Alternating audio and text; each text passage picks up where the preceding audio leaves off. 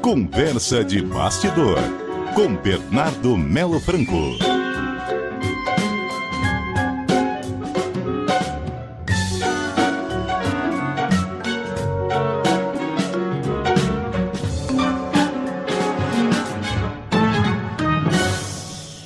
Bernardo, como vai?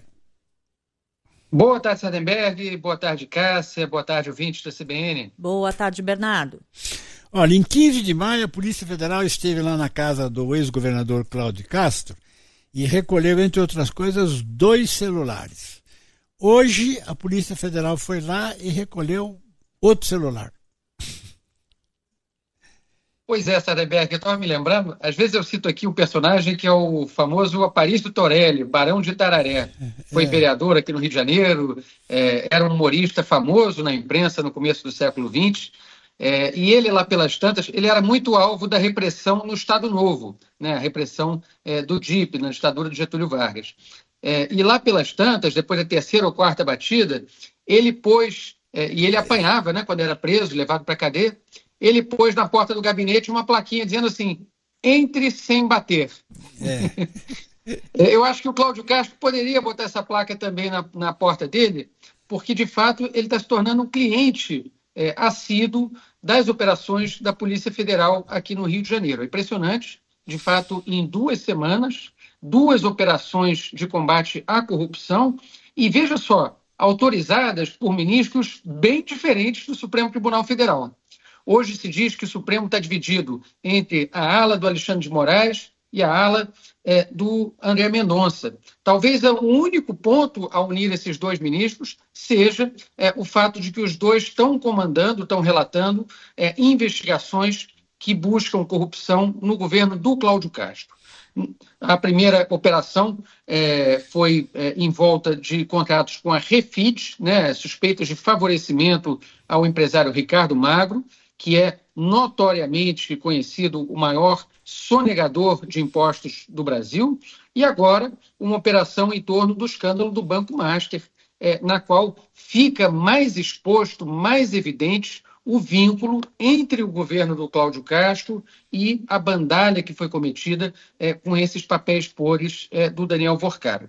Veja que na decisão, Sardenberg, o ministro André Mendonça, citando as investigações da Polícia Federal, faz referência a um vínculo pessoal estreito entre Cláudio Castro e Daniel Vorcaro. Ele cita ali uma série de encontros, inclusive em eventos no exterior, custeados pelo próprio Daniel Vorcaro, e mostra uma coincidência temporal, ou seja, eles se encontravam e logo em seguida havia um novo aporte do Rio Previdência para o Banco Master. Parte do que foi tratado hoje, Sardenberg, já se sabia. A gente tinha notícia de que o Rio Previdência, que é o Fundo de Previdência dos Servidores Públicos do Rio de Janeiro, ele tinha aportado em torno de R$1 bilhão, bilhão com B de bola, em títulos do Master. Agora, com essa nova operação da manhã dessa terça-feira, fica claro que, além desse 1 bi, teve pelo menos mais 2 bilhões, ou seja, uma soma de 3 bilhões de reais de dinheiro dos aposentados do Rio de Janeiro enterrada em papéis do Master.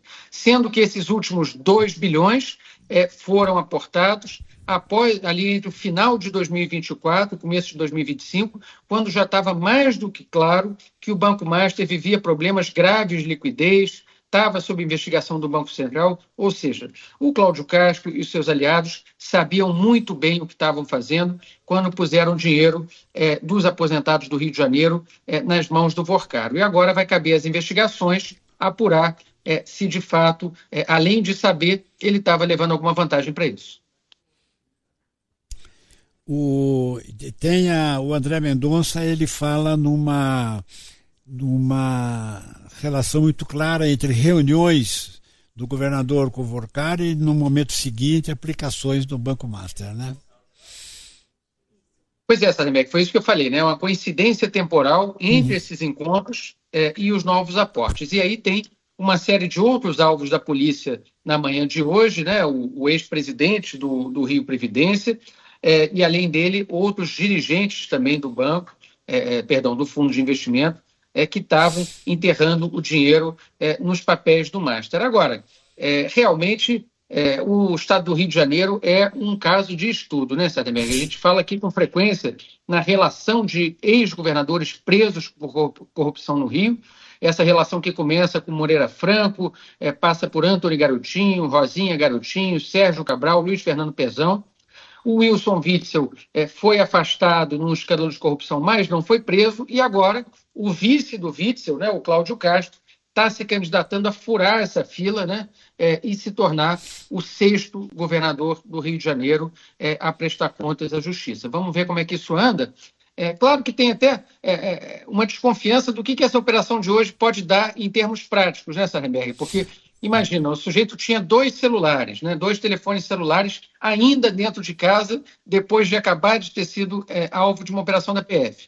Segundo o advogado dele, um dos celulares é novo, ou seja, ele comprou na semana passada, e o outro seria um aparelho antigo sem uso. Agora, talvez, quem sabe, né, aí com o uso, né, o acesso à nuvem, né, de arquivos, seja possível pegar coisas que estavam em celulares que o Cláudio Castro já deixou de usar. Vamos ver se ele fez essa varredura, né, se os advogados cuidaram disso para ele ou não. Nós já estamos aqui com o tempo encerrado, mas eu tenho uma perguntinha aqui que é do nosso ouvinte, José Aparecido Ribeiro, ele é de Belo Horizonte. Ele fala assim: o problema é o seguinte, o eleitor do Rio que elege esses governadores. Pois é, Sardenberg, mas o eleitor do Rio, infelizmente, assim como em outros estados do país, ele está diante de um cardápio que é oferecido pelos partidos políticos, né? Uhum. A gente tem que falar um pouco também do recrutamento dos políticos, né? Da forma de eleição, de como é que essas elites políticas vão se reproduzindo e vão se eternizando no poder, né? O eleitor tem ali um leque de opções para escolher e, de fato, no Rio de Janeiro, muitas vezes não tem sido as melhores opções aí na urna, né? Daqui a pouco vai ter a opção garotinho, né? Pois é, o incrível disso tudo, Sardenberg e Cássia, é que tem gente ainda cujo sonho é chegar no governo do Rio, né? Dizem que o pior emprego do mundo é ser ministro da Fazenda, por esse retrospecto que eu falei, talvez seja o emprego de governador do Rio de Janeiro, né? Porque o sujeito começa em Laranjeiras, onde fica o Palácio Guanabara, e muitas vezes termina em Bangu, né? Onde fica o complexo penitenciário do Rio de Janeiro. Já tem até esquete do Porta dos Fundos falando disso, né? Eu vi 2 diferentes recentemente sobre o mesmo tema, ser governador do Rio de Janeiro. É tóxico. Obrigado, Bernardo. Até. Um abraço, gente. Até quinta-feira. Até mais.